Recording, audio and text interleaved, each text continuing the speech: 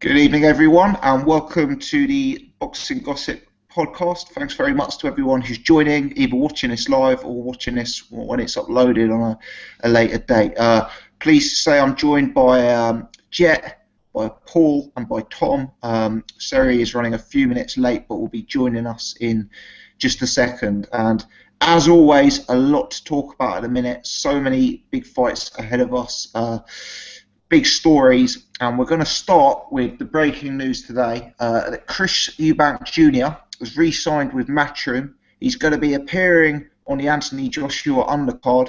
An opponent's going to be announced tomorrow, and he's potentially targeting a massive pay-per-view fight with Golovkin later in the year. Jet, let's start with yourself, sir. How are you doing, and what's your take on this news? I'm good, thank you. I hope everyone's good. I actually saw the news earlier on during the day. I was just about to make a video on it and had a few other things going on, so I never got a chance. But we'll make one probably tomorrow.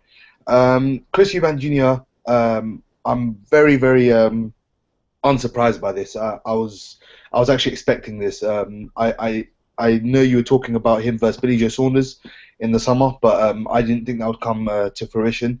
I know it's a two-fight deal with Matchroom and Eddie Hearn, but I can't see him facing Golovkin in September. His dad says he wants to face him in September, but I can't see it.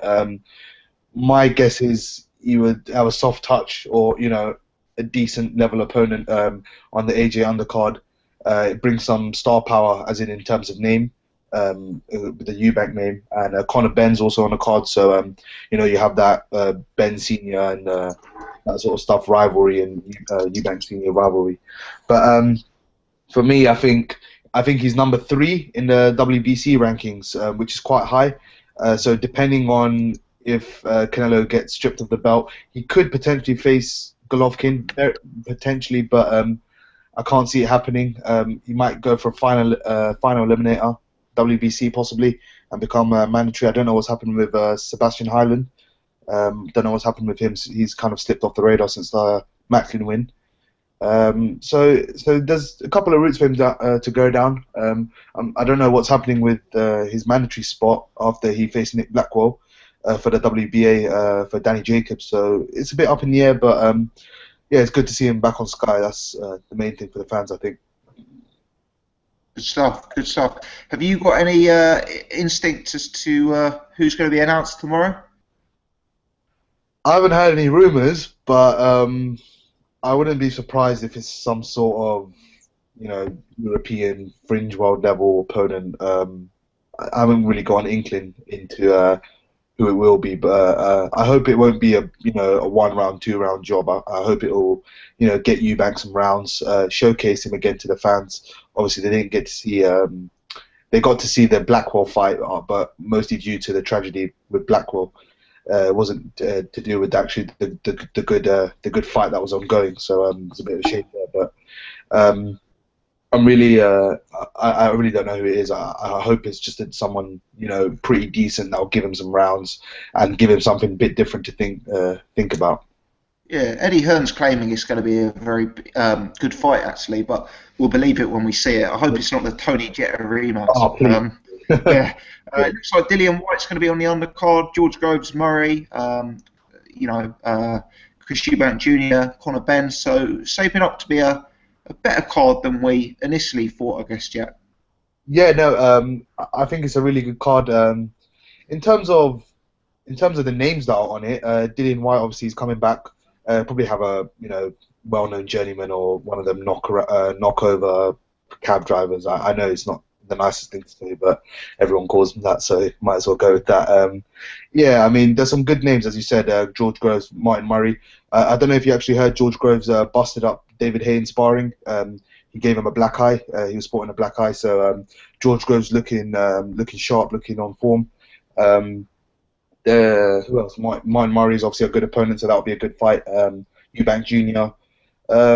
Maybe you might get Jamie McDonnell on the card. I know he's been talking about Guillermo Rigondeaux, but might get him on the card defending his world title again. So there's a lot of names. I'm actually surprised there's this many names, considering, Brazil I don't think would be that expensive to bring over, but he would want a sizable fee to basically lose his own. So kudos to Eddie Hearn for what he's done for the card. Everyone would probably be getting some decent money on the card as well. Yeah, absolutely. I wasn't going to buy this when it initially came out, but I must admit, Eubank, Whyte, Groves, Murray, I probably will end up parting with my money here. Tom, let's bring yourself in. What's your take on this news today? Yeah, well, I'm sure it'll be Golovkin, in September. That's probably definitely going to happen, eh? I'm not convinced, mate. Golovkin in September. Who heard of such rubbish? He won't fight Danny Jacobs, and he won't do the Billy Saunders rematch, so he's going to jump in and take Golovkin. Whoever heard of such rubbish? Who will he fight this time? Oh God! Somebody would mention in the comments there, John Ryder. Probably somebody like that, maybe. What's that? A step down? I don't know. Who knows? When is this fight? That's for. When is it? June the 20. What is it? June 29th or something? I don't know off the top of my head. Jet, do you know what the date is? June 25th. June 25th. Yeah. So that gives what, 5 weeks? Yeah. So it's not going to be a big name, more than likely. I'd say it might be somebody that Golovkin knocked out. Some dude. That's ranked somewhere in the 20s or 30s. That'd be all about it. Yeah, I don't think too much about it, to be honest. We have to wait a long time before we'll see Chris Eubank in against, I think, a prime fighter. I just think he's got too many flaws in his game, but he's very exciting. I really do like his style, though, I must say. He's great to watch. The only thing is with him, he's the type of fighter. He's like, I remember somebody saying a few years ago, like the super middleweight division is like nearly the most dangerous division in boxing, because the fighters they have speed, but they are starting to get big, so they've got power and they have engines, so they can go a long time. And the thing with Eubank is that he's not a concussive, he's not like a power puncher, but fuck, he's got good output, and he really does uppercuts which snap on his head. So he's like I'd prefer to fight Golovkin than I'd fight Eubank, because with Golovkin you'll just get knocked out. Eubank you could get seriously hurt, It's true. Yeah, it's true. He's got that style, hasn't he, where he's so relentless, he's so aggressive, he's so high output, but he probably doesn't have the killer one-punch knockout power, and in the long run it probably makes for a crueler beatdown, I guess. So what do you reckon, by September we'll have McDonald versus Rigondeaux, or Quigg versus Rigondeaux? We'll have him versus Golovkin, and we'll have Tyson Fury versus Thingy, all on the one bell in Wembley. What do you reckon the odds on that are? Be 500 to 1. That's generous. Yeah.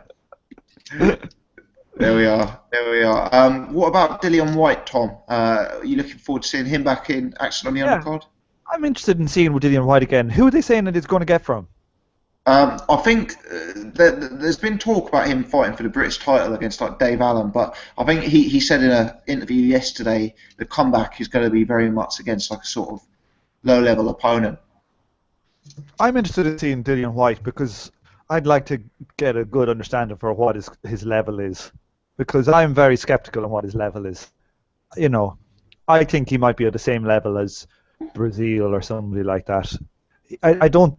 He might be better, but I just get the impression that he's a Euro level fighter, and he's at the start of his career as well, so he's he's tough, but tough's no good for you after you get knocked down or out 5 times at the top level. You start going down. So I'm skeptical on how good Joshua's performance was, but it was a great fight. I thought that was a great fight to watch, but I'm just skeptical on Dillian's level. No, he might be good, but I think the jury's out. Yeah, I totally agree, mate. I was very impressed with Dillian in the lead up to that fight. I actually thought it was a really poor performance from him. He was very poorly conditioned, very wide. His punches were a bit amateurish, very slappy. And yeah, I think he needs 3 or 4 real good learning fights. 10-rounders where he goes rounds and because if you look at the best people Dillian Whyte's beaten, it's absolutely nobody at this stage. So it's hotting up though, the card. Paul, let's bring yourself in, mate. What's your reaction to the news today? Yeah, I was kind of a little bit surprised, to be honest. I weren't really expecting it, but can you hear me all right? Yeah. Yeah, coming through, mate. Yeah. Yeah. I mean, it's good. It's good, isn't it? It's good for us. It's good for boxing fans because it means you know, he gets that platform. Like's been said already. He's exciting, isn't he? I mean, he's kind of.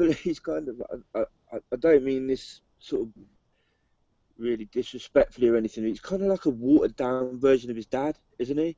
He's like not quite as powerful. He's not quite as sort of. He's got a much better engine though, Paul. Yeah. That is true. That is true. But a lot better output, like you said as well. I like him. I do.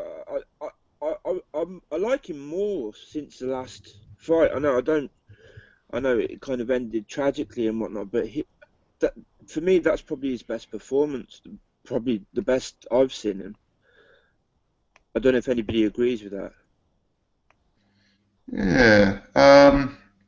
It's a tough one. I mean, if you look back at his form, it's kind of hard to work out what some of it actually means, I guess, isn't it?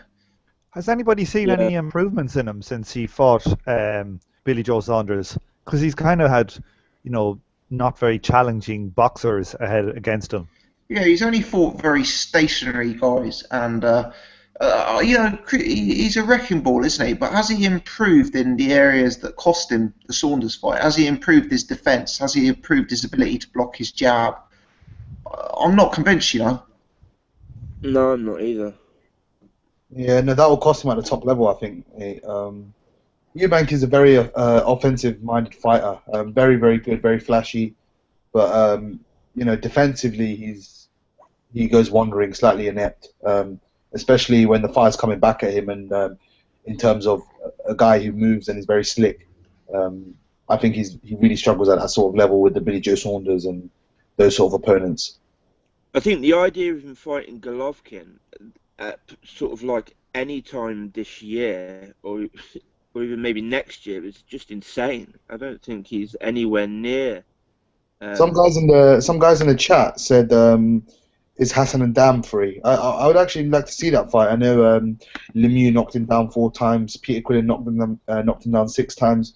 But since everyone talks about Eubank's power, I think we all unanimously agree that Eubank is not this concussive one-punch knockout artist or anything like that. No. Power if he's nailing you with shots consistently, but he's not going to knock you out with one shot. I'd like to see that fight against Dam, and Dam, he's relatively solid. He's not top 10 or anything like that, but he'll give you a decent night's work. I like to see that sort of fight. It's funny, actually, because Tom kind of said something before. He could fight a guy that Golovkin's knocked out, and it's not anything solid or anything. But I did hear Curtis Stevens. Not anywhere solid, but I heard that. Didn't Stevens beat Patrick Teixeira the other week on the Khan Canelo undercard? He beat him. He was undefeated. He knocked him out, didn't he? He knocked him out. Yeah. I can't see it being Curtis Stevens. I've got to say, I can see it being Curtis Stevens. I can't see it being Hassan and Dam. There is. Hassan and Dam is a nightmare for Eubank. I'm not saying Eubank doesn't beat him, but that is a tough fight. Are you guys talking about this for his first fight or for his second fight? First fight. Whichever, I guess. I don't think the fight on June 25th will be a big fight anyway, so I'd assume we'd have to disregard that anyway. It'd most likely be the last fight on his Matchroom deal, which is in September sometime. Sorry, let me bring yourself in, mate. Firstly, how you doing? Secondly, what's your take on the Eubank news? Hello, guys. So I think with the Eubank news, I was pretty surprised to see that today. But it's good news, I think, for the fans of boxing, and I think he belongs on a platform like Sky. I think the model of pay-per-view and AJ and Eubank, I think it's a good, solid a duo in terms of names and look. They both have the potential to be crossover stars, and their styles are very appealing to casual fans and boxing fans alike, even though we can see through both of the flows, obviously.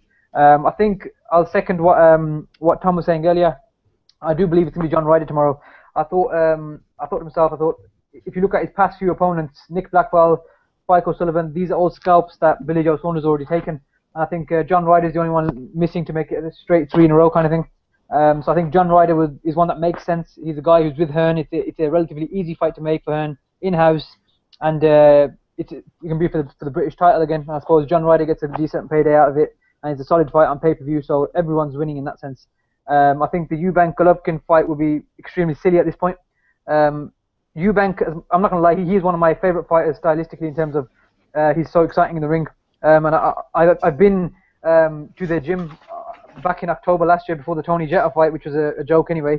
But I've seen him like face to face, the way he trains. He's intense and he wants it. He genuinely wants it. Him and his dad, there's a lot of tension between them. I think he doesn't like to listen to him, but at the same time, there's that sense of respect there as well. I'm very interested to see. I want to know what happened with Adam Booth. I don't know if it seems like no one even questioned it. They just saw it coming and that's it. But I want to see, is he going to just stay with his current trainer and his dad? I want to see him with a top trainer, because I think if you have the right person in his corner, should he listen, I think they could teach him how to be a better defensive fighter. But I think with him, it's all about offense right now. And on the top level, having no defense will cost him dearly, I think. But I'm happy to have him back on Sky Sports, and I'm genuinely looking forward to the 25th now because of the fact that it's building up to be a bumper card. Absolutely. And sorry, what about Dillian Whyte? Who would you like to see him against? What do you make of his return to action? I think, to be fair, after the way he looked in the Joshua fight, he wasn't really punching with his fists. He was punching with his arms. It looked like he had nothing behind his punches apart from that one left hook. He landed, relatively well, but I wouldn't say he had that much power behind it. He just timed it well.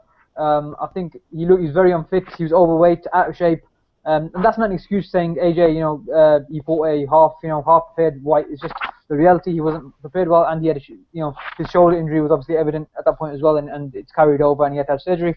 He did say in his interview with James Helder on IFL TV that he wants like an 8-rounder. I think that's fair for us to give him that and let him rebuild 2 or 3 fights with unknown competitors and let him get his confidence back for his own sake. So I'm not really fussed about who he fights. It'd just be fun to see him back on the card. He is someone who, after that Joshua fight, I'm very, very interested to see where he goes. So I do think if he's in the right condition, he can compete with a lot of people. But I don't know if he's world level, but he is a guy I'm very interested in seeing again. Tom, were you trying to get in there, mate? Yeah, I was trying to say something. I think I saw some footage on YouTube there a couple of days ago of Eubank Jr. and his dad with the Mayweathers doing combinations in the gym. Yeah. And I think it was posted reasonably recent. I don't know if it's new, but it looks like they might have gone out to America for training. That was last year sometime, or towards the end of 2014. He went out to train with the Mayweathers in Las Vegas. So Mayweather Senior's done quite a bit of pad work with Eubank Jr. But I don't know how the footage could have been copied or something probably. Yeah. I don't know how that's translated into the ring, because obviously as much as he's an intense combination puncher, that sort of pad work the Mayweathers do it's not really made for, I suppose, a Eubank Jr. style, is it, I suppose. I hear you. Sounds good. Guys, let's crack on to our next topic, which is the David Haye fight. There's been a lot of build-up for it this week. It's kind of a hard fight to discuss in some sense because the opponent is so unknown, and from what we do know about him, appears so average. But I'm keen to get people's take on it, whether they see any sort of upset potential at all. I guess from my perspective, I'm very confident of Haye winning it early. I would say Haye has looked old and a bit tired and a bit heavy for me in the build-up to this fight. I don't expect the opponent's going to have anything for him, but I'm slightly concerned about David Haye. But anyway, Jet, we went to you first last time. Let's go to you again. What's your thoughts on this fight as we get closer? I don't know.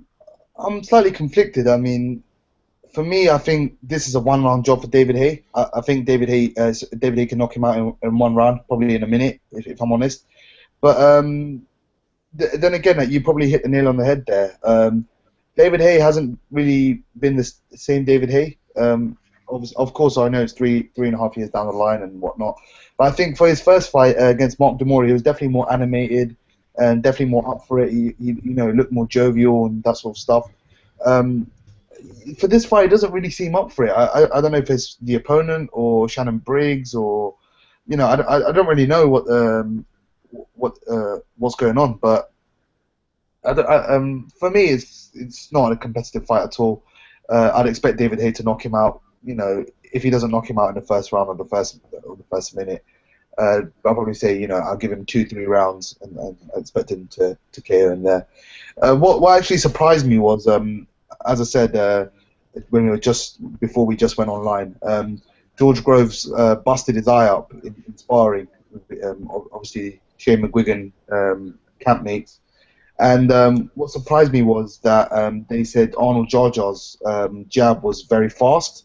Shane McGuigan actually said that. So I was very, very surprised. From what I've seen of Jar Jar, he's looked, horrendous, if I say so myself. But very, very, very weird situation with that. Not surprised George Groves busted up his eye. He has one of the best jabs in British boxing. So not surprised with that. But you would think with David Haye's elusiveness and speed, he could probably get away from it. He said he wasn't working on too many power shots because Jar Jar is a faster fighter than some of the fighters that were given to him on his shortlists. But I think that's just a load of rubbish, and we'll see that come this Saturday. Absolutely. Tom, what's your take on the fight? I don't want to talk about it.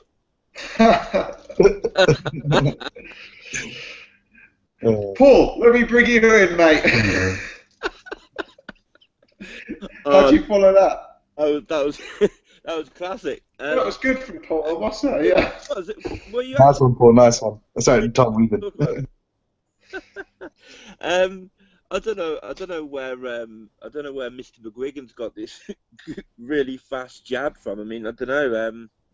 Mate, I was pissing myself when I read that, Paul. If I'm honest, I was laughing my head off about a good 5 minutes. Yeah, I don't want to be mean, but he doesn't look good to me. I mean, he went the distance with Dennis Backtoff, didn't he? Which says a lot. You guys have really got me thinking about David Haye, though. Did anybody see Shannon Briggs calling him the hair maker and stuff? He really did not take it well, David Haye. And you have started to get me thinking. I'm starting to put these sort of pieces together at the minute. I don't know if he is. There does seem to be something off with him, doesn't there? He's been talking again about the AJ fight again. As he's saying, I'm going to make the O2 my home if I face AJ and that sort of stuff. I just don't think. I don't know if it's the opponent or I don't know what's up, but he just does not seem motivated at all. He doesn't seem himself. Like we know. Fat.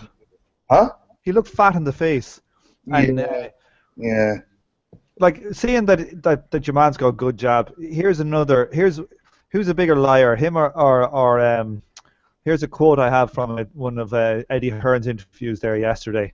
He said, Kid Galahad might be completely innocent. Which one of them is more full of shit?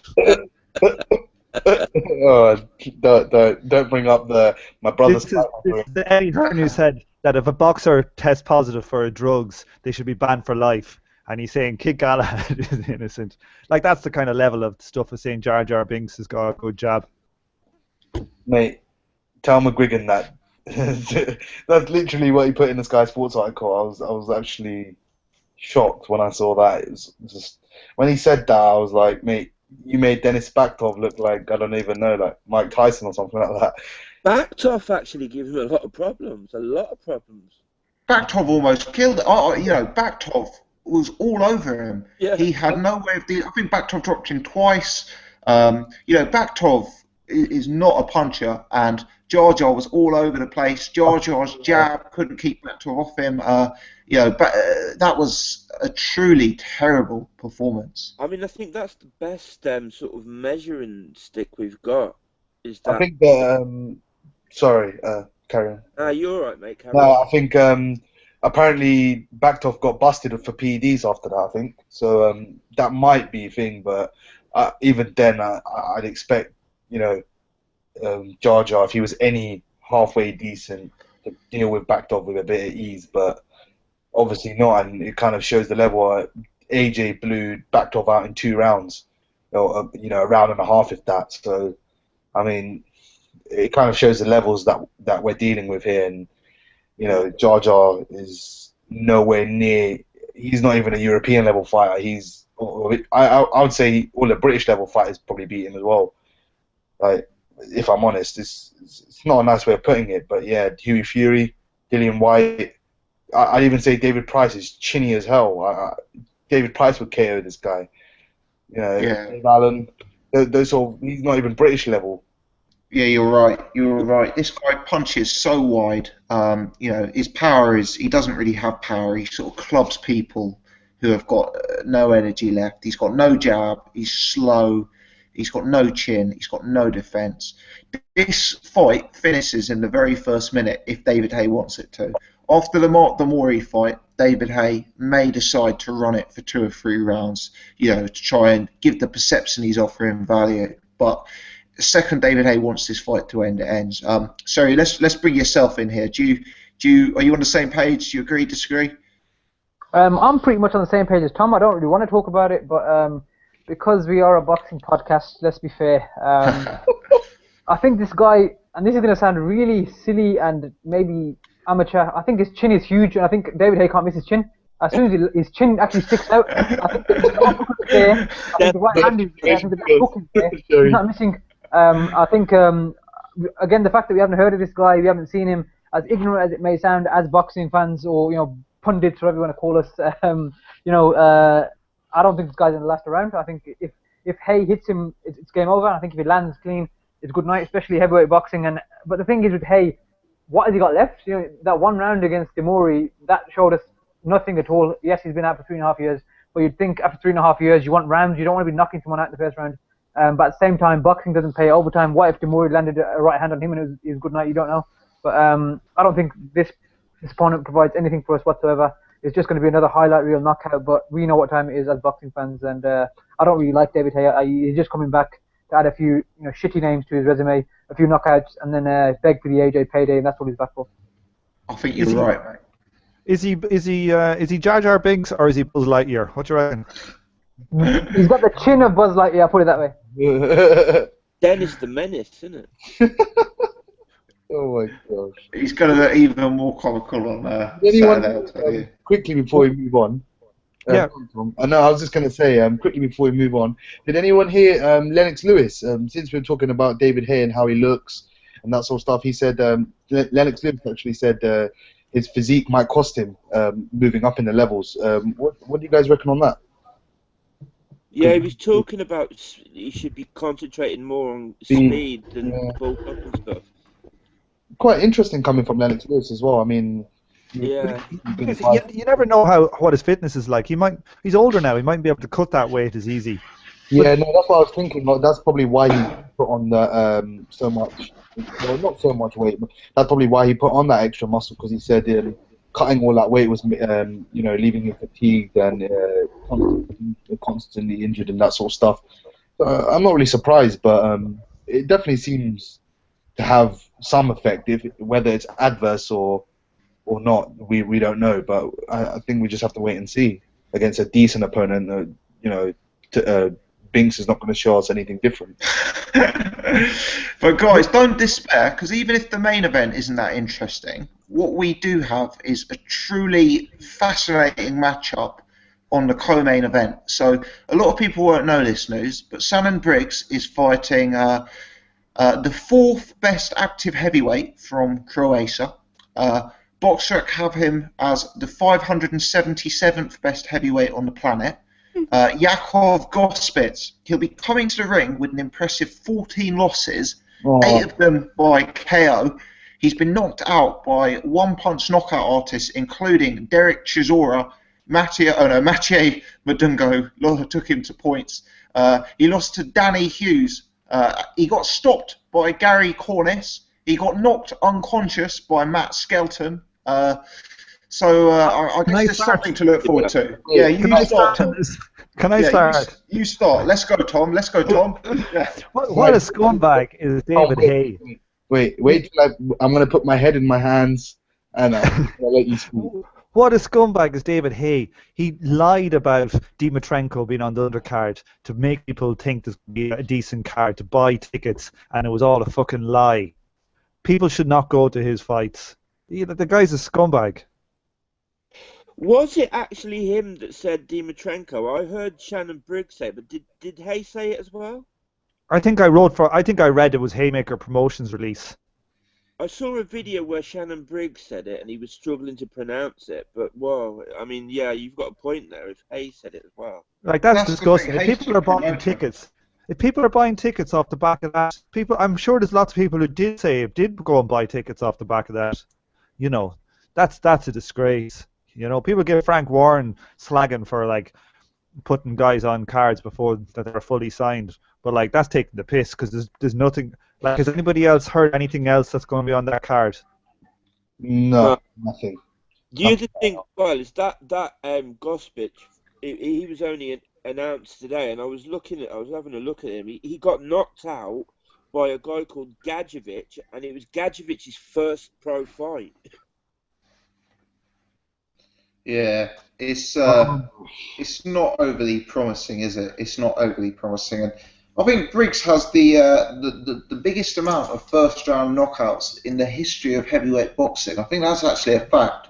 Yeah. And he will be increasing his total on. I always thought Dimitrenko was a bit ambitious because I thought Dimitrenko would beat Briggs, but yeah, it's really disappointing, isn't it? You know, I won't be able to watch this, unfortunately, as I'll be away. But I think I'm probably missing. Tom. I think we're probably missing just 2 minutes of boxing across the two fights, aren't we? I'm not going to watch this. Mate, I'm not working this weekend, luckily, so I'm probably going to have to force myself to watch it. Dire. I swear to God, if I got a free ticket ringside, I wouldn't go. Seriously, like, what are you going to do? Would you actually waste 3 hours on a Saturday evening going to watch that? Seriously. Not worth the petrol. If there was free drink, I'd probably go. If I had free drink put in, I might go. FA Cup final will do me, man. Forget the boxing for this weekend. I don't want to keep up to date with Briggs and Haye, bloody old show. To be honest, I'm more excited for the card in America this weekend, the Lara and the Charlie. Yeah, that's a really good card. Like a wicked card. Yeah, triple header of super welterweights, I think it is. Oh, 3 title fights as well, isn't it? Yeah, WBC vacant 154 title. Yeah, Charlo's IBF. Yeah, and then Jamal Charlo, the big puncher, based on Trout, and then Lara Varnes is a good match as well. So I might stay up for that actually. Really good card, really enjoyable. Did Jamal Charlo's fighting John Jackson as well, Julian? Yeah, I think he'll win that fight. I think he'll probably win on points. Jackson's not a bad fighter either. Yeah, they're all good fights actually. I don't know what you guys' thoughts on that. Obviously, Lara and Charlo brothers train together. They all train under the same trainer, Ronnie Shields. So I don't think any of them would face each other if they all win or retain their belts. But Lara versus Varnes, obviously the first fight ended in a split draw. So that's a good fight. I'll go with Lara points. I think he's a bit too slick for Varnes. He was winning that first fight as well. Sorry? He was winning that first fight as well for me up until the point. Yeah, I thought he was winning by a point also. Some of the judging was a bit, dubious. Yeah. And Trout, I'll stick my neck out and go Charlo late stoppage. But I'd like to see Charlo move up soon, the big puncher. The IBF champion, I'd like to see him move up soon, and I think Jamal, his brother, will probably win quite handily on points, probably something like 8-4, something like that on points against John Jackson. I can see John Jackson getting the upset. That's the only one I maybe disagree with you. I can see him getting the upset. He's a big puncher. Yeah, he's a big puncher, but I don't rate Jamal. I don't rate the boxer one. Don't rate him. I think the IBF champion Jamal is actually pretty decent. Yeah, I think he's better all round, Jamal. Yeah, good boxer. He's got a good jab. Can punch. Good power, yeah. Skills. But I think Jamel will have a bit too much. I think I'd like to see Demetrius Andrade go down the WBC route and try and win that title. I think he's top 5 university ranked for me. Yeah. He's the best outside the champion. Well, the champions, he's the best there basically in terms of skill wise and everything. But he doesn't have a belt because he obviously got stripped. Liam Smith's now got his belt. So, but for me, he should face the winner probably. I've got to say, I agree with you, Jet, that Jamal is the more exciting of the two. But I do think Austin Trout is a major step up, from what he's faced before. And I'm not saying I'd necessarily pick against him, but that I could see that fight going the other way. Austin Trout, I know he's got his problems, but he's a very, very decent fighter, isn't he? Oh yeah, no, he is definitely. That's why he said he was working with Erislandy Lara, because Erislandy Lara is a southpaw. I think Trout is a southpaw as well, and obviously he's fought Trout, and Trout has beat Cotto, those sort of names. So he's obviously he said it in an article I was reading, and I'm actually quite glad he stepped up. I mean, he beat K9. K9 was 40 years old, and that sort of stuff. But no, it's a good platform for him to excel. The fight I'm really looking forward to. I do, as I said, I do rate them both. I quite like Trout as well. I do think, as I said, I'll probably stick my neck out and go Charlo late stoppage. But I wouldn't be surprised to see Trout, possibly, riding out the late rounds and based on pure experience, kind of picking up rounds here and there, and getting a close decision. I wouldn't be surprised to see it. But as I said, I think I'm going to go with Charlo late stoppage. But the fight I really want to see is him against his mandatory J-Rock versus Charlo. That's a fight I really, really want to see. Really, really interesting fight. Yeah. Good stuff. Sorry, let me bring you in, mate. Have you got any thoughts either on the Briggs fight or on the light middleweight action we've been discussing? Briggs, as much as I like him as a personality, I have no interest in seeing him in the ring. He's just a name, and he's part of the circus, I suppose, of this whole Heyday. Even the name Heyday is like a flipping circus, is a joke. I just don't like David Haye, sorry. Anyway, so the weekend, it's all about the light middleweight division, isn't it? I mean, apart from the Wilder Povetkin fight, which obviously got cancelled, I was really looking forward to that.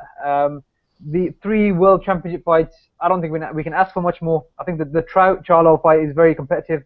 I do think Austin Trout has been overlooked for quite some time. He's only lost to, who's he lost to? He's lost to Lara and Canelo, isn't it? Or is he another loss? Yeah, so that's, pretty much elite level, 154 / 155 pounders. Well, Canelo being 155 pounder. So for me, there's no shame in losing to those two. He obviously beat Miguel Cotto as well. He looked really good against him, but obviously how good was Cotto at that point? I think that was one of his worst performances. He looked very, he didn't look very confident in that fight after the Mayweather beating as well. But Trout, I think he has a very good chance in the fight, but I'm going to stick with both Charlo brothers winning. And I think Lara's going to win as well. I think Varnes Matrosian is one of those fighters who he'll always put up a good account for himself, but I don't think he's world level in that sense. And he's not beating Lara. Lara's too good. He's too slick, and he'll have an answer for everything in terms of what Varnes throws his way. So I think it's a clean sweep. Both Charlos and Lara for me. Sounds good, mate. Sounds good. Let's move on to our next topic. Now, obviously, there's a lot of disappointing heavyweight boxing this weekend. Very disappointing Povetkin Wilder's off. Very disappointing who David Haye's fighting. Very disappointing who Shannon Briggs is fighting. For me, there is one gem, which is the Joseph Parker versus Carlos Takam fight, which will actually be live on Sky on Saturday morning. Let me throw that one open. Sherry, we'll start with you again. Is that something you're looking forward to, mate? Is that something you're hyped for, and how do you see that one going?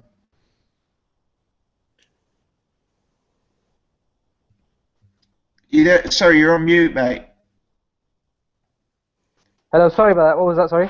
No, I was saying Parker versus Takam. Are you looking forward to that one, and how do you see it going, mate? Yeah, definitely. Sorry about that. Yeah, I don't know what happened there. Anyway, so Carlos versus Takam. I think this is the final eliminator for the IBF World Heavyweight Championship, isn't it? Yeah. Yeah. So I think Takam as you know, as decent and good as he has been, I think it's time for Joseph Parker to step up. I mean, his opposition hasn't been particularly good or even decent. I suppose it's just been very, very average or subpar. But I think he's got skill, he's got talent, and I think he can perform on the night. So I think I'm gonna go with probably youth and potential over experience, and I'm gonna go with Joseph Parker. And I think the Joseph Parker Anthony Joshua fight is that's a fight I want to see. I want to see the two young lions going at it. I do think Joshua will probably beat him in the end, but I think Joseph Parker can present a great challenge for Anthony Joshua down the line. So I'm going to go with Joseph Parker. So I'm going to go with my heart in this one and pick the younger guy, and hopefully he can do it. Good stuff. Paul, let's bring yourself in, mate. Is that one that you're hyped for? Yeah, very much so, mate. Very much so. I like Parker. I mean, it's a huge step up for him. Obviously, he didn't look. It's maybe the worst I've seen him for a while. In the last fight, it was Bergman. For me, he got caught a bit too much. He seemed to struggle to deal with Bergman. I know it was the first time he's fought a southpaw and whatnot, but I just kind of like concerns me a little bit that, you know, kind of the next fight after someone like Bergman might be you know, is Carlos Takam. Upsides for Parker, he's so fast. His hand speed's just incredible for a heavyweight. A lot of power. But he's still green. He is still green. I think I still go with him, but it's not going to be an easy fight by any means. But I am definitely very interested to see it. Yeah, it should be a good one. It should be a good one. It's real competitive. You've got a sort of youth versus experience, potential talent versus proven top 20 level, which you know, for me is interesting. Tom, let's bring yourself in. How did you see that one going, mate? Today I watched a bit of Takam, and I watched some more. I rewatched that Birdman fight with Parker. Yeah. I think I'm not sold on Parker's power, and you know, because he's only fighting. You know, is Bergman the best guy he fought? Probably is. Cali Meehan, but you know. Oh mate, he's fought a lot better than that. He's fought Bowie, Tupu, he's fought Cali Meehan. I'm trying to think. Cali Meehan is in a wheelchair at this stage, surely. You know, like, you know, as in if for the box record, like, what's the best guy? I'm just going to pull it up on box record, because I'm sure there's some names that I've forgotten. But Sherman Williams. Guys, name the old guys. Sherman Williams. Who else? Jakob Saglam, Jason Petaway, Sherman Williams, Brian Minto, Nascimento. But what rank are these guys? They're all in the 50s, 60s, are they? Yeah, maybe, to be fair, maybe I've jumped in too soon there, because I think the best opponents he's beaten are Bowie, Tupu, Jakob Saglam, Cali Meehan, and I guess all of those are around the 50 mark, yeah. You know, I think Bergman is in the 50s too on BoxRec, so, you know, BoxRec's rankings can be a bit weird. Yeah. But, like, so, you know, like, they seem to be, maybe Cali Meehan's a bit tougher because he was, like, an ex-contender, but, you know, they're probably of a similar order to, you know, Matt Skelton or Michael Sprott. Is that the kind of level we're talking about? Yeah, maybe slightly higher than that, but yeah, not a million miles away. Yeah. And he's knocking them out, but in Bergman it took him quite a few rounds and that. So I'm not sold on his power. I think he's got fast hands, but also like he lunges in. It's weird because he kind of seems to fight nearly. He stands quite far back on his back foot when he's fighting, and then he kind of dives in when he puts his combinations together. But he's like the right side of his face seems to be after he throws his right. He seems to be wide open. Like Bergman caught him like a good few times, caught him clean. Like if Takam catches him, you know, he could do him some damage. But you know, you'd have to assume that, you know, he's going to be able to take it. You know, who knows what he's like in the gym? But I'm not that. I know you guys are. I know Tom, you're impressed with Parker, but I'm not sold on him yet. I think he's got a lot of.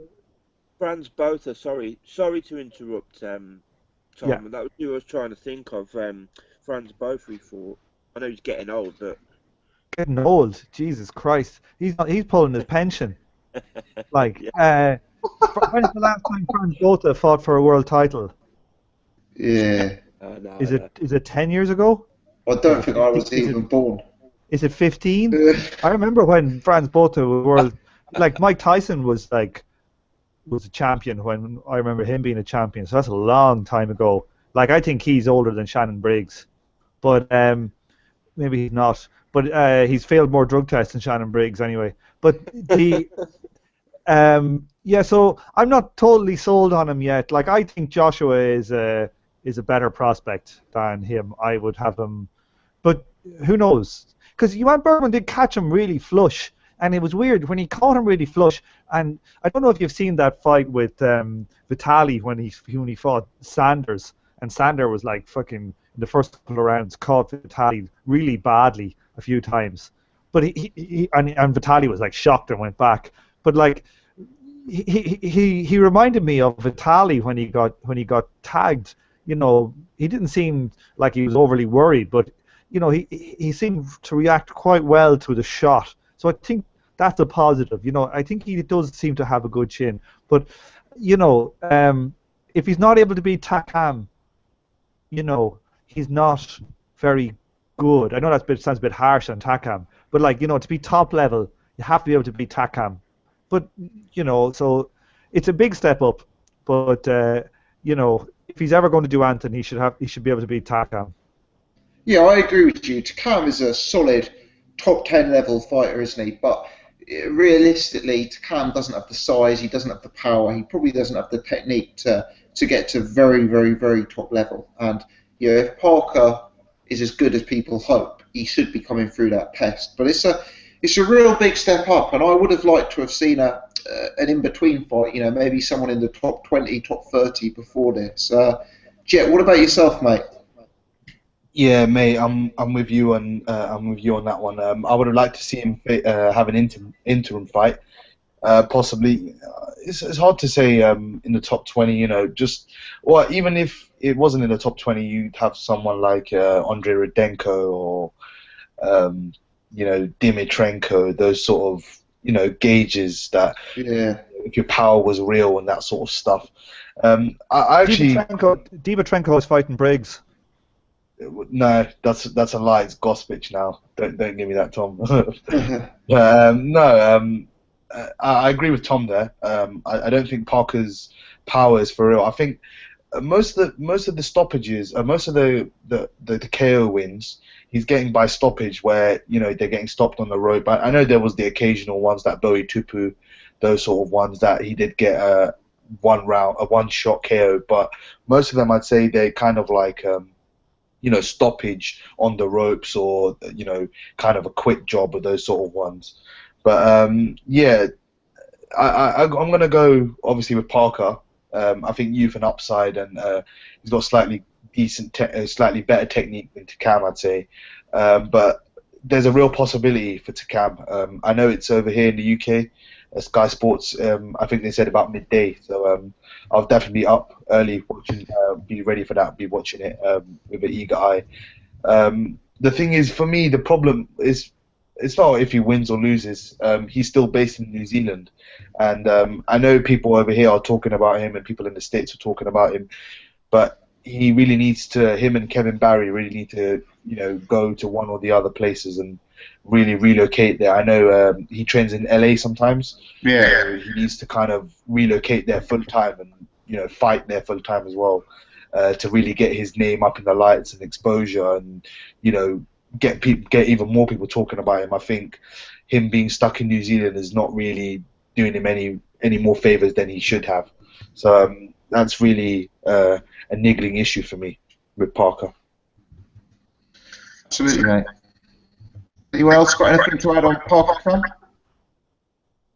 Oh yeah, also Parker was based in America. Sorry, I thought he was based in Vegas or something. He is based in America and he just fights at home. Yeah, Kevin Barry, I think, trains in America, and then he goes over there and comes back.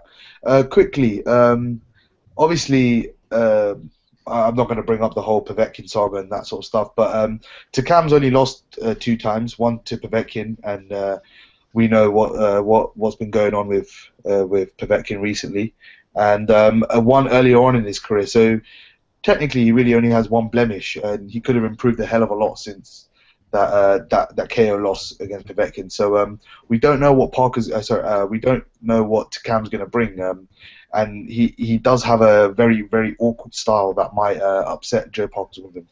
So yeah, I wouldn't be surprised to see Takam cause him a fair few problems. Yeah, and that was a great fight as well, the Takam Povetkin one, and it was a real fun, about 9 rounds. No, I think it was the 11th, wasn't it? He knocked him out. Let me have a look while I'm here. Povetkin knocked him out in the 11th, but I mean, given what we now know about Povetkin, it's kind of to Cam's credit that he really give him as hard of a test as he did, really. Yeah, I think the fight was pretty even up until that point, wasn't it? Yeah. Very even. Yeah. Very even. I am going to bring up Povetkin to Cam now. I think one of the things that's disappointing is we spent a lot of time looking into that fight and analysing that fight and looking forward to the fight. And, now obviously it's not going to happen. So what I'm keen to ask is, had it gone ahead, who would people have picked in that fight? I'll just throw it open, really, rather than anyone in particular. I'll go first. Deontay Wilder. I'm going to put it out there. I think Wilder would have won on points or late stoppage. I'm not a fan of Wilder. I'll put it out there straight away. But I'm not a fan of Povetkin either. I don't want to say it, but me and my cousin have been talking about this offline for however long it's been going on for. I always thought Povetkin was on the juice, but I'm not going to bring that up. That's kind of common fact now, and obviously I don't want to get any hate for it, but no, I think he's very one-dimensional. I don't think he has a plan B, and we saw Wilder go on the back foot against Bermane Stiverne. We saw him on the front foot against Duhaupas, Molina, those sort of opponents. I know they're not in the class of Povetkin or even a Stiverne, but we've seen him do different things, and I think just due to sheer adaptability, I know Povetkin is an Olympic medalist and that sort of stuff, but he's very much just trudged forward. Vladimir Klitschko, the loss against him, pretty much exemplified the kind of style that he brings and that sort of stuff. So I would have gone with Wilder. I could have changed my mind. I initially leaned to Povetkin by KO, but I thought Wilder would have just made the necessary adjustments, even if his chin is shaky. I normally agree with Jet, but I would have to disagree. I think Povetkin would have won, to be honest. I think Wilder, he's got no fundamentals at all. His balance is really poor. His defense is awful. The way he kind of jumps back and leaves himself wide open and stuff. I just think Povetkin, with his experience and his power, would have been able to sort of exploit that. I really do. I think. I mean, if you look at Wilder, his record looks fantastic, but if you actually start to analyse some of the names, and you know anything about boxing, then it starts to look slightly less fantastic. Oh yeah, Povetkin won in 10 rounds against Takam as well. 10, yeah. 10, yeah, fair play. No, I agree to an extent, Wilder. What you say, Paul, I actually do agree with you. I think as I said, I don't rate Wilder. I think his defense is poor. I wouldn't say he's got the worst chin in the world, but definitely a shaky chin. But I just think, if he could do what he did in the Stiverne fight, and with Povetkin just trudging forward, even this new Povetkin after the Vladimir Klitschko fight, he still came forward, and against Marius Whyte, Whyte is not any sort of gifted boxer or any kind or any craft, and he caused him a fair few problems in the first 2-3 rounds just by using a jab, and it's hard to see where Povetkin would actually get slip under the jab and that sort of stuff. He really just trudges forward. If you look at his style, he doesn't really impress me at all. neither do, to be fair, but Povetkin less so, especially with his amateur credentials as well, which is pretty disappointing with all the accolades he has, and he still does the same thing over and over again. Yeah, oh yeah. I mean, don't get me wrong. I'm not hugely impressed with Povetkin either. To be fair, he's no world beater, I don't think. But yeah, I just think he would have probably been a little bit too much for Wilder, because Wilder, to be fair, for the amount of fights he's had, he's fought nobody. Oh yeah, definitely, 100%. Yeah, I don't know what like Tom, both Toms and Sherry think, but obviously everyone has their opinion on it, and it's best. Yeah, well, like I had money on Povetkin, but that's because I thought the price was good. And I think that was quite a close fight. But the one thing I think, Wilder gets a lot of slagging because, he's not that stylish, if you know what I mean. He got like the equalizer in his hands. But like people like slag him for his poor technique. But I don't know, do you ever go back and watch George Foreman? It's not like George Foreman had huge technique. You know that sometimes you have to take the total fighter into account. You know what I mean? If you look at, say, Naz or somebody, like Naz had some very poor technique in some ways, but it was his exceptional abilities in others that made him like the total fighter. So like Wilder, he has the capability to box, when he really thinks he needs to, I think. But Stavern wasn't a natural come forward fighter. He's a counter puncher. So maybe against somebody like Povetkin, it would be a different thing. But we have to look at the total fighter instead of just like, because there's loads of guys like Paulie Malignaggi with great skills and no pop, and we don't like them either. So like, I'd much prefer to be watching a guy who's semi, has got knockout power but has got flaws, and watching. I think I prefer to watch that than a lot of times like other types of like feather-fisted boxer types. So, Wilder's got a lot of athletic ability. So, I think it was a toss-it-up fight, but he's away from home as well. So, so it was going to be tough for him. But yeah, I just think you have to look at the total fighter. Yeah, I think my take on it is it was such an interesting matchup because the styles were so different. In Povetkin you had the short heavyweight who would try and come forward. In Wilder you have the boxer who can hopefully go from range. So there you go. I mean, for me, if Wilder had done what he did against Stavern, and if Povetkin had succumbed like he did against Vladimir Klitschko, it would have been easy work. It would have been easy work. But overall, I think on the balance of probabilities, I would pick Povetkin to win the fight by knockout, just because I don't think Wilder could have avoided him for 12 rounds. And I think Wilder was so defensively open, and his chin isn't the most convincing, as you say. And I just think Povetkin would have clocked him at some point and would have probably stopped him. So there we are. Sorry, who would you have picked in that one, mate?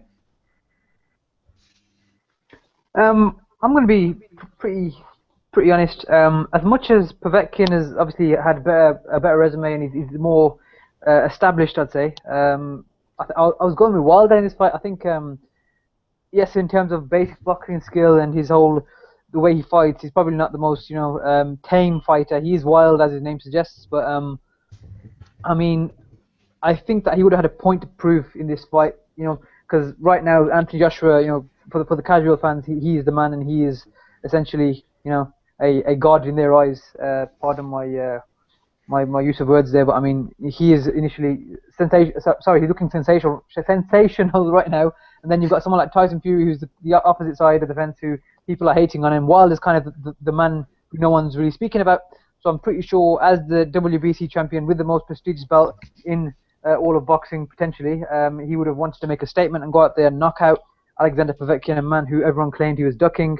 But to be fair, he took the fight. He went out there. Well, he was willing to go out there. He was ready. He was here in the UK for the past week and a half, 2 weeks training, getting acclimatized to the European climate, I suppose. But I think I understand why everyone's picking Povetkin, but I have a feeling that this would have been Wilder's coming out party. I doubt he would have looked brilliant in the fight, but I think he would have landed that one punch, which compared to someone like Anthony Joshua, Wilder has that one punch knockout, which we've seen time and time again.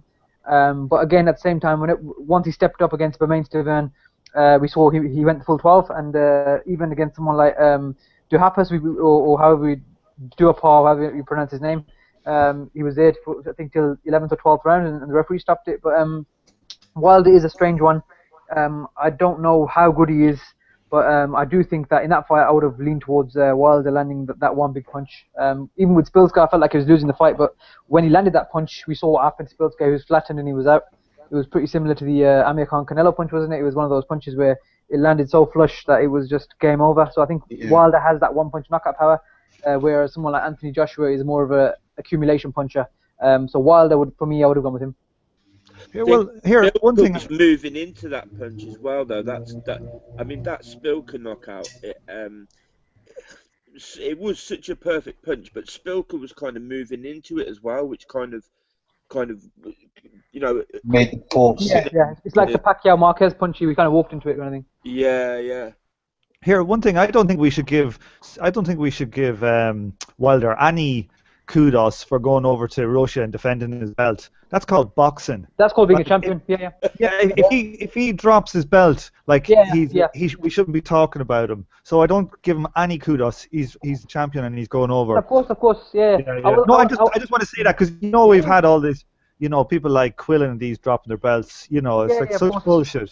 I don't think he deserves any credit for that. I probably worded that wrong, but I mean the fact that he was actually, in this day and age, like what you said, Peter Quillen dropping his belt and other people, not wanting to fight the best, Canelo, ducking or avoiding Triple G. Essentially, I think in today's day and age, that is not that we need to applaud, but something that we should just slightly acknowledge, give him a bit of credit for actually taking the fight. I don't think we should give him any credit. We should only slag we shouldn't give him any credit. We should only slag the guys who don't do it because, like, I don't know, that's the way I feel about it anyway. But yeah.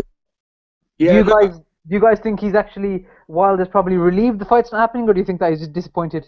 No, he's pissed off. $5 million. He said to Rybinski that he wanted his 4.6 million, or he's going to sue him.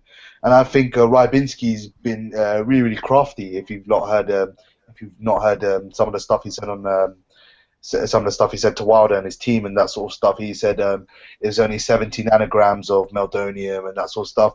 And one thing, before we continue talking about Wilder, so Povetkin fought Whyte in November, if I'm correct. Please do correct me if I'm wrong. Also, you're pronouncing it wrong. Or Whack, Marius Vac. No, it's Vac, I think. Yeah, sorry, I'm only joking. Yeah, it's Marius Vac. Yeah.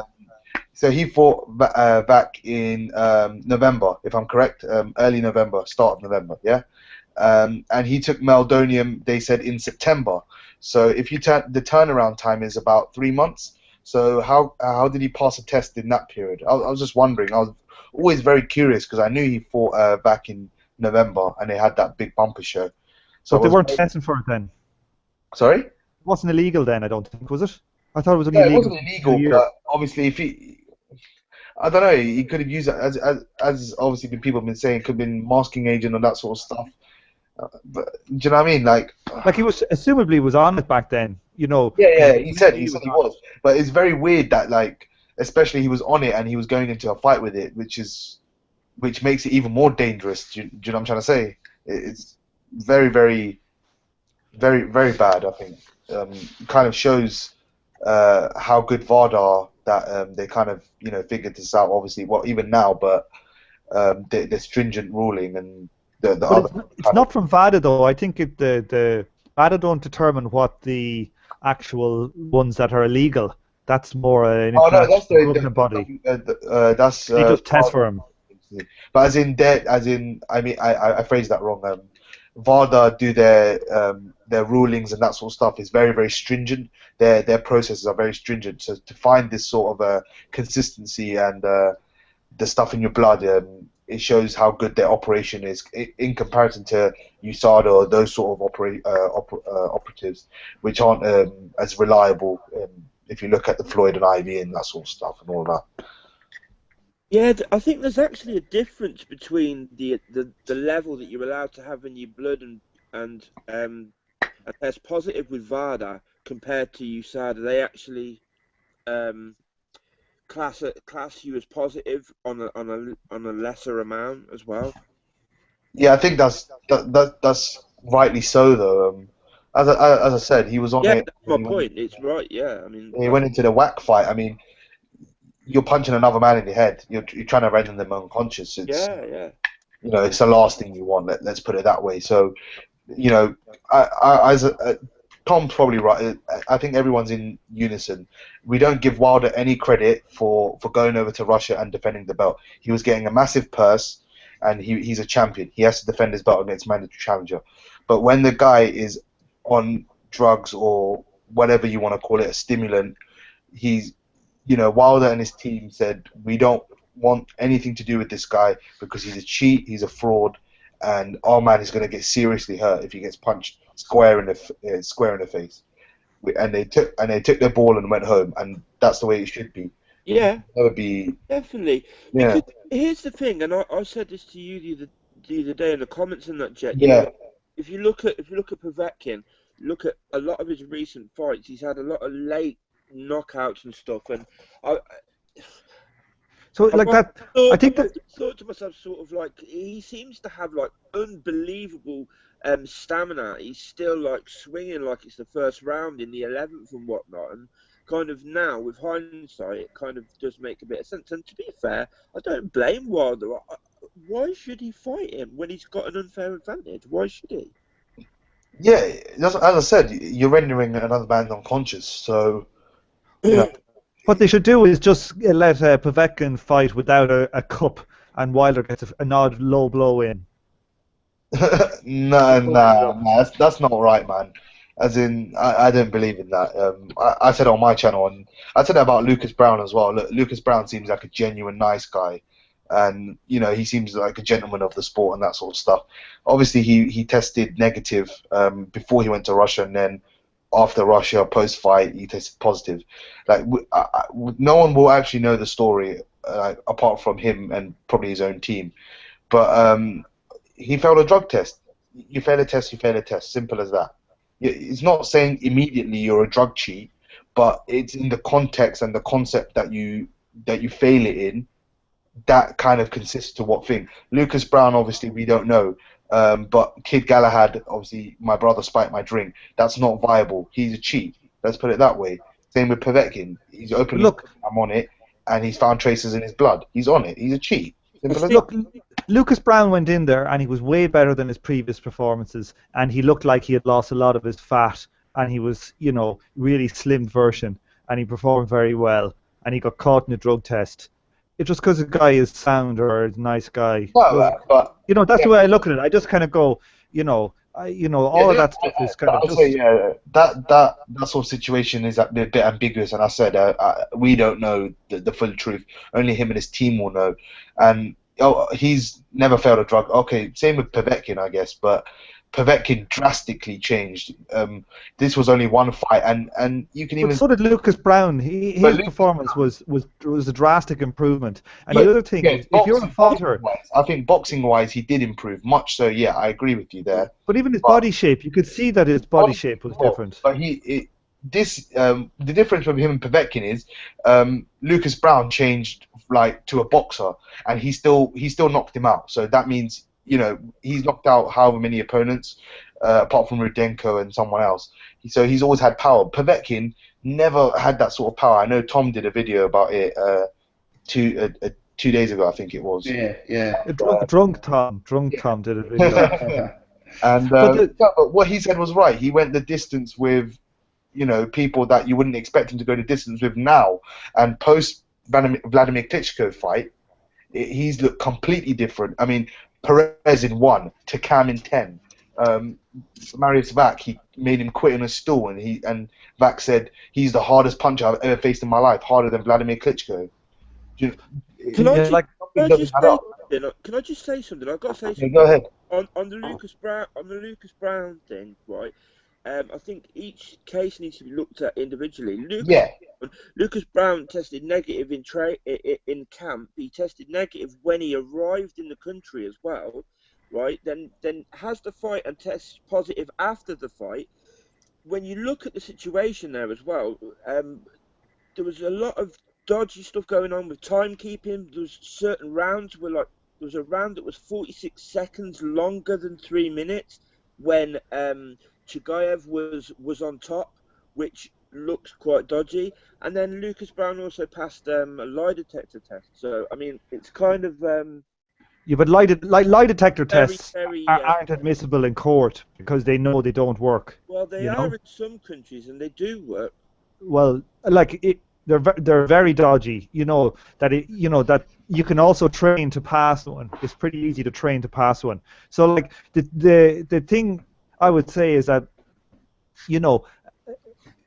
Lucas Brown showed dramatic change, and I think when a guy before might necessarily have taken the drugs, but say when they're going for a world title, and say that they go to win that title, say you win the heavyweight title fight, you then go from, like, if you're the heavyweight titleist, you're going to be making millions of pounds, even if you only defend it once.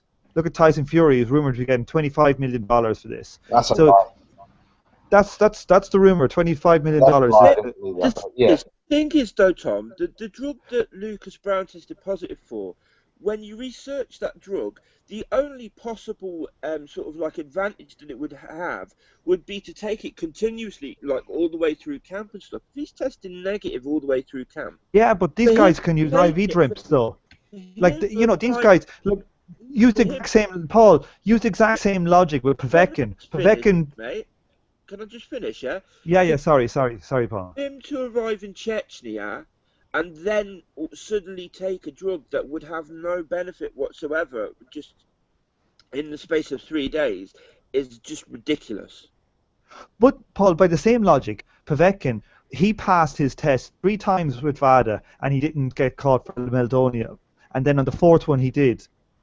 Now, meldonium was also a thing as well, wasn't it? Though, but it was. Yeah, but so Povetkin passed 3 times, and then he got caught for a trace element, right? So, like, people could say, oh well, he didn't take it. That's still a trace originally, and it was so small that it didn't come up another 3 tests. But more than likely, what happened is he's still taking it, and he was using IV drips to get away with it, and he got caught because it just was a tiny trace left. Like the fact that Lucas Brown got caught, I just looked to his body shape and I looked to an improved performance, and he got caught. I'm not an expert on this stuff at all. I don't claim to be, but I'm extremely skeptical because it's so much in the interest of a fighter going for a championship to risk it, because if it gives them 5%, 10% increase in performance and they get their hands on a title, they can then make life-changing money. Like, how much money was he getting when he fought Rudenko? My God, I don't know what he was getting. He was probably getting 30, 40, 50 grand, and then he becomes a world champion, and he brings it back to Australia. He might get $5 million for that fight, and then then he's laughing for the rest of his life. So if a guy is sound or if he's not, just look to athletics. There's been so many people that were thought to be really nice guys, Infant Christie, all these. They were all taking it. Every single one of them was taking it. So I don't put that nice guy stuff. I just look at whether I think he's improved or not. I'm going on about it too much. I'm always going on about PEDs. So I'll shut up now. That is my fault. I probably brought up the PED issue. I know Tom didn't want to talk about it. It's one of those. It gets people talking, doesn't it? And yeah, I mean, I've done 2 videos on it because it's something that I feel strongly about. But yeah, I know my videos have upset a lot of people, and it seems to be a very controversial topic, doesn't it? Everyone has an opinion, so can't please everyone, I guess. We're all no experts on PEDs. Where I'd like to say we're experts on analyzing the actual boxing, not analyzing the politics of drugs and that stuff. That's true. It's a good point. Yeah. Yeah. That's a good point. Yeah. But yes, getting back to the fights and fast forwarding on. Obviously, I'm away next week, so maybe getting slightly ahead of ourselves. But we've got a bumper bank holiday of boxing. We've got Ricky Burns versus DeRocco on the Saturday, I believe, and Bellew versus Makabu on the Sunday night. Sherry, let's bring you in, mate. I haven't heard from you in the last few minutes. In terms of those fights, how much are you looking forward to them? Are you picking winners in either of those matchups? I think that weekend is actually my birthday on the May the 28th. So for me, I suppose it's a little treat to get a double header both nights. But Saturday the 28th will obviously be a Champions League final as well. So I'm going to be watching that until I get to the end of that. If I've got time, I'll probably tune into the Ricky Burns fight. I'm a hardcore boxing fan, but Ricky Burns, for me, he's finished. His last few performances have been abysmal, especially the one in Liverpool. He was fighting a guy who had no business being in the ring against, and he looked rubbish. If he wins the world title, fair play to him. Eddie Hearn's managed to deliver for him. I'll be very happy for him. But then if you're looking at, he's in with the Sharks once again, but I don't think he'll fight any of them. He's going to get battered by Crawford again, and his postals there. You've got Broner. You've got a lot of fighters where Ricky Burns does not fit into that picture whatsoever. Even his name, it stands out when you say his name amongst those fighters. He's not on that level anymore. He was good. He had his time. It's come and gone. If he wins, I'll be very happy for him, and I'll probably pick him over Duracko at this point. But I'm not overly confident. But hopefully he does the business as a British fighter. But I mean, Tony Bellew, Makabu the next day. Fair play to Bellew for getting his dream. His dream in the sense that he's getting his moment at Goodison Park and all that. But again, last week I said I'd like to see Bellew win, not because I think he's any good. I don't think he's good at all. In fact, I think he's terrible. But I hope for him he wins. Again, we have another British world champion, and it would be nice for him to get his moment, and maybe he'll retire afterwards. I don't know. Oh, he won't retire after it. He's trust me. If he wins that fight, he's very much here to stay. I actually think if he loses the fight, he'll probably fight cleverly as well.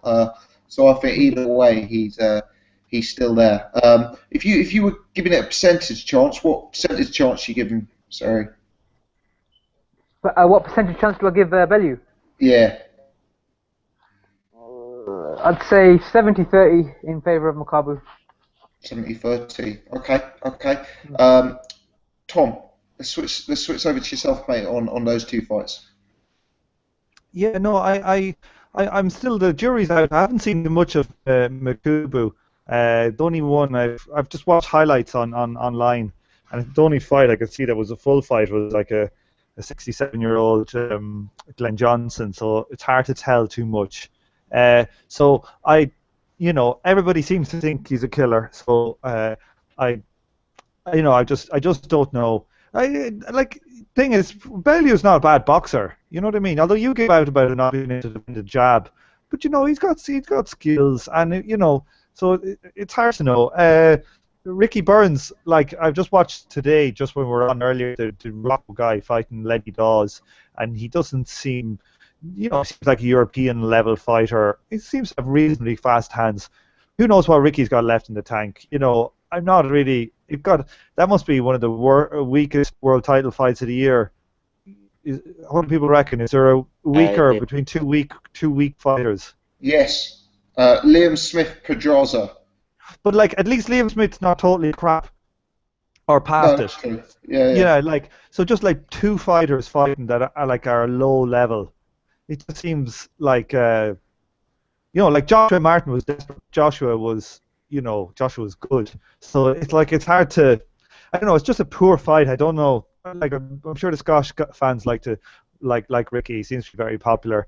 But did anybody? Sorry, I'm going to ask a question here. I probably shouldn't. Did anybody the Marius Bradis Duradola fight at the weekend? No, I didn't see it. Yeah, I saw it. Yeah. Well, what do you make of it? That Duradola, he's such a unit. Bradis, I thought, was good. Yeah, no, Duradola beat Kudryashov, didn't he? He did. Kudryashov, yeah. Yeah, in 2 rounds. And Bradis beat Manuel Char, was it Manuel Char? Yeah, Manuel Char, heavyweight. And he left him laying, and Manuel Char was in a really bad way. Bradis looks really, really good. Really looking forward to seeing him fight again. I think he's the second in line for the WBC title. Grigory Zod. He's slated to face the winner of Makabu and Bellew. and the winner of Jod will face the winner, and then the winner of that will face Briggs. He's the next in line. So yeah, really good. I think he's probably one of the best fighters, in recent times, definitely, to come out of the Balkan states. So yeah, really looking forward to see him fight. He looks like a real good cruiserweight. Because Duradola got hit with some terrible haymakers and that. Like, he is one tough man. Yeah. So just right now, I'm just looking at Duradola versus Machunu, who's a fella that Yaman sparked, that Makubu's. Makubu, yeah. That's like the closest I can get to trying to see how good Makubu is. So, these fighters, like I felt for a mixture of fun for the hype and also for with Yaman Barroso, and also him having a very, very poor, plan, fighting, he blew himself out. So I'm loath to fall for the hype again without seeing the guy, but a lot of people seem to dislike Tony Bellew. I don't mind Tony Bellew. I think he's fine. I'd like to see him win. That division's got a lot of killers in it, though. Did anybody see Murat Gassiev? Yeah, No. they're calling him the new Golovkin, aren't they? 1 round blowout, wasn't it? Yeah, it was a peach of a left hook. I mean, knocked the guy out with. What's his name? Murat Gassiev. Yeah, he does look really good. He looks good to me. It's the first time I've seen him fight, though. So. Yeah, no, he's good. He trains with Golovkin, Big Bear. He trains with Abel Sanchez. That's his trainer, I'm sure. Yeah. So yeah, I'm not really surprised. Come forward, big unit. I think he's going the IBF route. I know Victor Ramirez and Denis Lebedev are fighting in a unification fight very soon. I think it was actually supposed to be this weekend on the Povetkin Wilder undercard. Yeah, it was. Yeah. Yeah, I think they've moved it. So yeah, I think he's going down the IBF route. So presumably, I think he'll go after Lebedev, who'll probably win that fight for me. Ramirez is awful. And I think Ducortis and Kalenga, who just lost to Lebedev in his last fight, they're fighting for the WBA regular title. So there's a fair good few fights at cruiserweight. Alexander Usyk versus Glowacki. That's his mandatory. So yeah, that'll be a good fight as well. Glowacki said today he'd go to Kiev to fight him. So there's a fair good few fights there, and I'm looking forward. The divisions, as I said many times, is very underrated for me. You have some real good fighters in the division. Yeah. This doesn't get the recognition, unfortunately. And I mean, Absolutely. Usyk's fantastic for me. I know he Yeah, hasn't fought he's anybody world yet. class, mate. Yeah, I agree with you, Paul. He's got a look at him, Is that He's the most got- stacked division? Sorry? Is that the most stacked division? Personally, yeah, I think so. Every time I watch some new Russian guy come in and he's like a fucking killer, I'm going, God, he's really good. And then you see he's not even the top 20, and it's just like they're all brutes. Yeah. You have really good guys there. Marco Huck's still there. Afalabi just retired, obviously, but obviously Zod, Makabu's there, probably top 15. Yeah, Glowacki, Briggs. Top 20, Briggs, yeah. Gassiev's there as well. Lebedev, Glowacki, Cunningham's still there if he's still fighting on. So you have a lot. The division is really stacked. I'd say the top 30, top 20, 30, really good, really strong for me. Jesus, I just saw that Gassiev's knockout punch. That is absolutely ridiculous. Yeah. That guy's head nearly fell off. Yeah. No, I think that's what I said. I think he's fighting an IBF eliminator or final eliminator soon. So he'll be up there fighting for a title soon. Yeah, and Paul and Jet, I don't think we've had predictions from either of you for the Bellew fight. Are either of you giving Bellew a chance in that one? Oh no. No. Oh no. But don't be saying that, man. Makabu, I think, is just gonna murder him. I think Bellew cannot block a jab. Don't get me wrong. I'm with Tom on that. I don't really dislike Tony Bellew. Which is a jab. And he's doing what he needs to do. He's selling the fight, and he says I carry power and whatever and all that. You just get used to it after a while. It's just a load of bollocks. But he's doing what he needs to do to sell a fight, so you can't really blame the guy. He's putting food on the table for his kids and that sort of stuff. I understand. Although he did say that Cleverly was going to AA, and that's a pretty low blow. Yeah, no, I didn't like that. That's pretty low. agree, but as in, generally, people give him crazy amounts of abuse for whatever reason. If they don't like, he doesn't seem like the nicest guy anyway, but whatever. But I don't personally dislike him. I don't know him, so obviously I have no personal distaste towards him. But for me, I just don't give him a chance in this fight. Just boxing fundamentals. Maccabi just looks better, slicker, faster, more awkward, more powerful. And the thing is, I think we were discussing it last week or the week before, I can't remember. And we said Tony Bellew is in between a light heavyweight and a cruiserweight. And that is perfect for me because the guys at cruiserweight, they're natural cruiserweights who are cutting down from heavyweight to come back down to the 200-pound limit. Like, Maccabi's not the biggest cruiserweight, don't get me wrong. But Duradola is a giant. Yeah, Duradola, Marco Huck, Krzysztof Glowacki. They are monstrous men in terms of their build. They are huge. Bellew is like a stick compared to them, or pudgy pie, whichever you want to put it. Yeah. He's got very, very rosy cheeks, hasn't he? Yeah. For a mixed race guy, he's got the rosiest cheeks I've ever seen. Yeah, I didn't think when I brought up Tony Bellew we'd be getting all of this love on what a good-looking boy he is. He's rocking. I actually don't like Tony Bellew. I actually don't dislike Tony Bellew as a guy. I think he seems like a nice enough guy. I just think he's a terribly, terribly overrated fighter. Paul, what about yourself? What's your prediction? Yeah, no, I'm exactly where you are, Tom. There, I don't dislike him at all. He does actually seem like I actually think he seems like a really nice fella to talk. But he can't fight. That's a bit over the top. I don't rate him as a fighter, and I just think I do think Makubu's decent. Makabu. I just think if you look at what Stevenson done to Bellew, Makabu's like twice the size of him.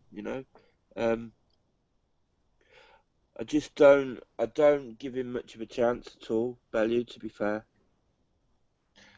I think Makabu's a serious guy. The more I the more I watch Makabu, I think he's a real talent, actually. He's got real power, real skill, real pedigree. I just think he's going to be in a different level on the night. He's a big old unit as well. I mean, the thing is, Bellew's quite tall, but he's skinny, isn't he? I mean, at that weight, he's just.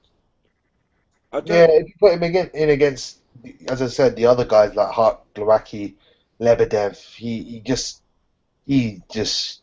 He's built. He'd be fighting at cruiserweight at all.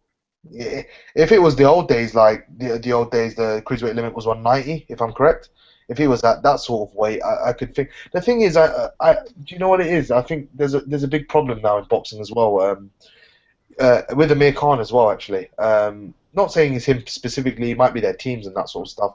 But Khan would have been better off coming in 150, 151 and having less of that fat. He started to get a bit tired towards the later rounds when he got stopped.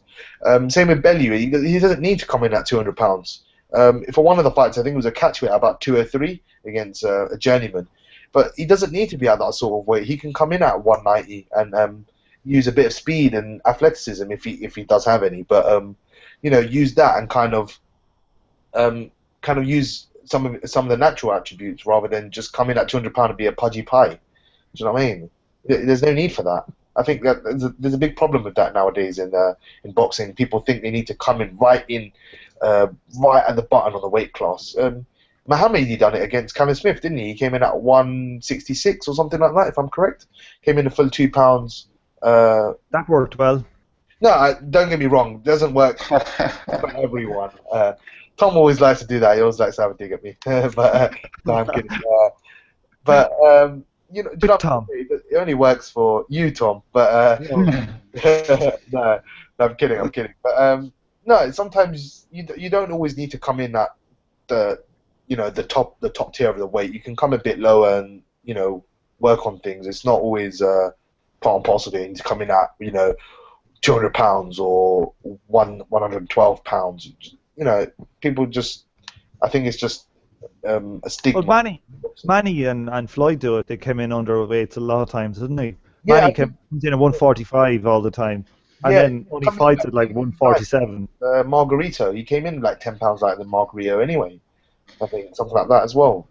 Yeah, good point, Tom. Actually, I think my favourite ever one, and I might not get this spot on, but I think it was when Hopkins fought Delaware, and there was the big thing about, would Hopkins be able to make the weight? And De La Hoya all the way for the build-up said Hopkins is going to be so tight at the weight. There's no way Hopkins is going to come in on weight. And Bernard came in 5 pound under, and you could just see like De La Hoya have like a psychological collapse on the stage. It was brilliant, I thought.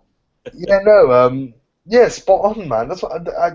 That's exactly what I mean. I think there's a stigma attached that people have to come in at the weight now, and that's old school. I mean, Bernard Hopkins is an alien, but do you know what I mean? He will come in and that he's gone up 2 weight classes and won a world title. He skipped out super middle and won a world title at light heavy.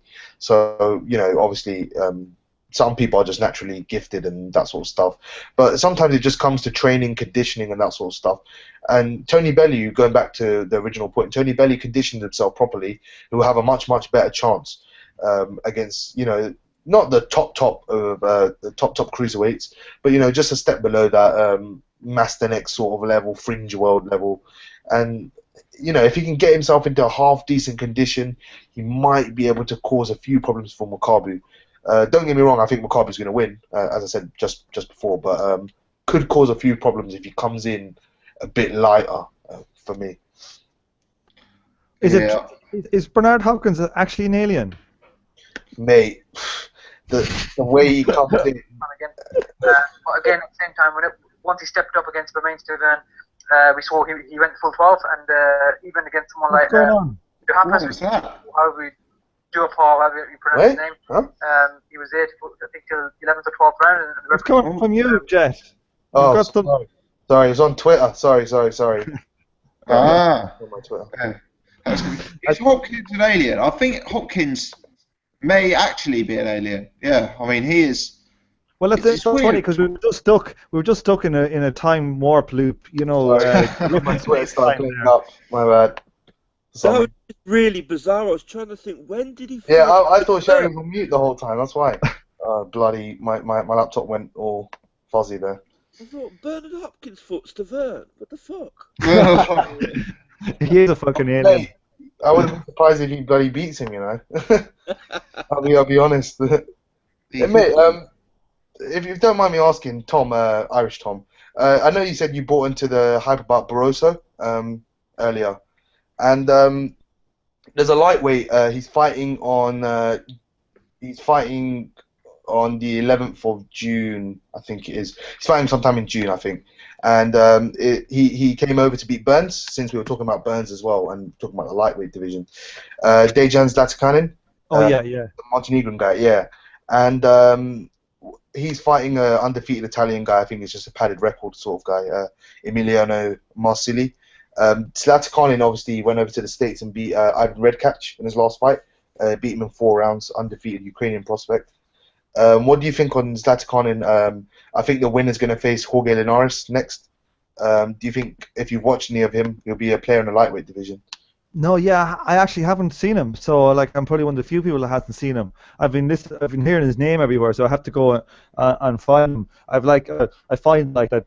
When we're on this boxing podcast, I'm like, I know all these names, and then when I'm asked a question, I'm like, fuck, I haven't seen him at all. So I haven't seen him, but I was wondering, did anybody see Andrew Selby at the weekend?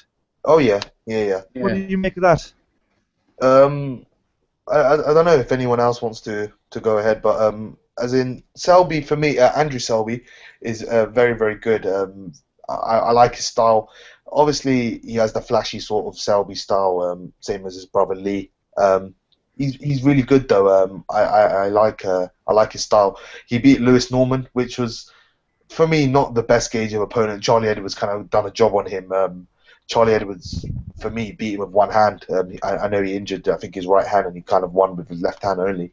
He won the English title off Lewis Norman, who was undefeated at the time. But Selby, I think he can go on to really good things. There are a few people at flyweight that he could face. As I said, Charlie Edwards. Charlie Edwards and him, they've spoken about each other very respectfully, so that would be a really good fight. Assuming they could fight for a title higher up, like a world title. If they. What about Ultra Prince Patel? He's in that way too, isn't he? Prince Patel. I was just about to mention him. Prince Patel. Kevin Satchel's also there, but he's on Box Nation. Who else? Roman Gonzalez, obviously, he's the best at that flyweight, and Pam number one. Prince Patel number one. No, but there's a lot of fights for Andrew Selby. He's quite big for the weight as well, actually. I wouldn't be surprised to see him move up to Superfly. He holds an amateur victory over Kal Yafai. So Kal Yafai's at Superfly, so he could face Kal Yafai in a rematch in the pro ranks. Paul Butler's there, Jamie Collins there. So he's got potential to move up. Estrada down there as well. Sorry. Estrada.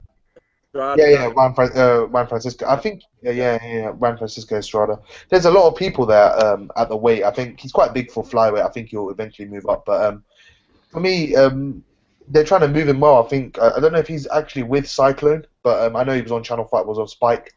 But they're trying to move him along quite well, and it kind of shows where someone like Charlie Edwards is in the Matchroom ranks. He's very, very, very low in the ranks.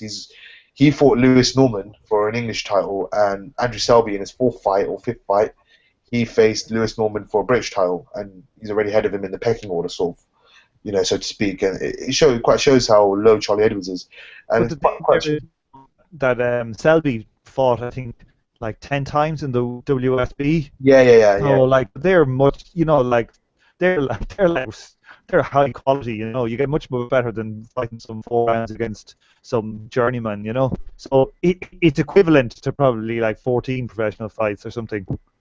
Yeah. No, I agree. I think Lee, as I said, Andrew is really good. Lee picks up a lot of his style and pizzazz, so to speak, from Andrew. I think his style is, kind of very, very, very similar. He does say he's one of Lee does say Andrew's one of the best in the gym he's ever seen, even though he is his brother. He does say it objectively from a boxing perspective. He's very, very good, very talented, very skilled.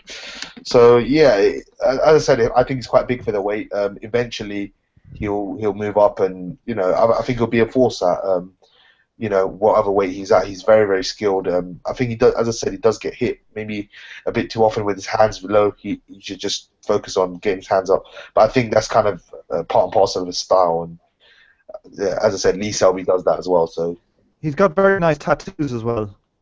Sorry. You're very hot on the aesthetic values of our favourite fighters tonight, Tom. Honestly. Yeah. There's a lot of man love going on here. Somebody earlier in the comments said that gossip, you're okay, but the rest of us are wankers. So I'm watching boxing here, and I got my lad out, essentially. Yeah, there we are. Best. We all bow to his greatness in this podcast. There we are. Well, you're talking about me, I assume. Yeah. Yeah. This is. We get some good comments. We're now talking about a boxing gossip versus John Smith fight. Pay-per-view. I've already got 3 people who've committed to paying $16.95 for the pay-per-view. I'll pay for it. Oh, 4. Okay. So can I bring a steel chair? Just keep running in interference. But I have said I want a 70-30 split because I think I'm the A side personally in that fight. Yeah, catch weight. I don't know. Do you know what? I've never asked John how much he weighs. Yeah. He's such a diva. This is it. Yeah, it's gonna have to be. I think I get to choose the gloves. But we should see. Me, Tom, and Paul will be the guys outside the ring. Sherry can be special guest referee. I like it. Is it? Sherry won't be the ring announcer because Oh, we're losing you there, Tom. You've gone all Losing you. Dalek on us, guys. Dalek. Yeah, he sounds like he's got a bit Dalek. Guys, we've done all the topics that we'd initially put down to discuss, so let's open it up. Is there any more for any more? Is there anything else that's on someone's mind that we need to discuss? Anyone heard anything from Jamie Cox recently? He's in prison. Yeah, that's what I heard. But I don't know, like, if he's I don't know if Frank Warren has like washed his hands with him or anything like that. I haven't heard anything from him recently. So I think he's in. He looked at it like a couple of years. He looked like he looked like a really good prospect. I was going to say killer, but that's kind of like bad taste. I didn't mean it. But he looks like he was going to be top quality. But his career is gone now. No promoter will touch a guy like that, I don't think. Although Mayweather made money after he bet up his missus, so you never know. Derek Chisora. There you go. Yeah. We've got boxing must be only like how crazy is boxing? Like, do you remember they talked about bringing Ibushi out of retirement? Like, can you imagine like any other sport where they say, "Oh yeah, we've got a guy coming out of a mental home." Tom, you're cutting out on us, mate. Yeah, Darn. it's not fun listening to you at the minute, Tom. Even when you're talking about Tony Bellew's red cheeks. Oh dear. You're cutting out, Tom, mate. Fuck. I just every time Tom's mentioned, all I remember is Dalek. Dalek. Oh, Got it up, mate. I'm trying to think of some stuff going on. Is there anything that you're in, mate, that's you're sort of burning to talk about? Who's that? What, me, John? Yeah. Is there sort of any more from your end? No, I'm back. It's still bad. I can hear it. Yeah, it's still bad. No. Oh, mate. Oh, do you know what I heard, Tom? BG. WBA just announced another bloody tournament in the welterweight division. Thurman Porter winner and some Russian dude, Avanesian and Mosley. The winners must fight each other. Oh, brilliant. I don't know what your guys' thoughts on that is. Mosley is in Shane. Yeah, Sugar Shane. He's got severe health issues, hasn't he? Now, Mosley. Mate. Do you know what it is? You know, when I think of his comeback, I just think him and Ricardo Mayorga and the fake press conference when he slaps the cigarette out of Mayorga's mouth. Awful. No idea why this guy's going for a title. Why do people think he's even coming back? Is it the money? No clue, mate. No clue. Just awful. It's got to be the money, hasn't it? It's got to be. It's got to be, because I mean, you've only got to look at it like at any recent interview with Shane Mosley to be able to tell he should not be in a ring. He shouldn't be anywhere near a ring. Tom, mate, we may have to. Yeah. I'm afraid there isn't. It's not one of these borderline ones, Tom. You know, sometimes it's like, oh, okay, it's a little bit annoying, but you know, we'll plug along with it, or you know, it's like we can't quite make out what you're saying. This is just like I can only describe it as constant agony every time you speak. I can't stop laughing. I'm just looking at BG's face. Oh my god. Torturous. Yeah. Oh dear. Sorry, mate. Anything more from your end?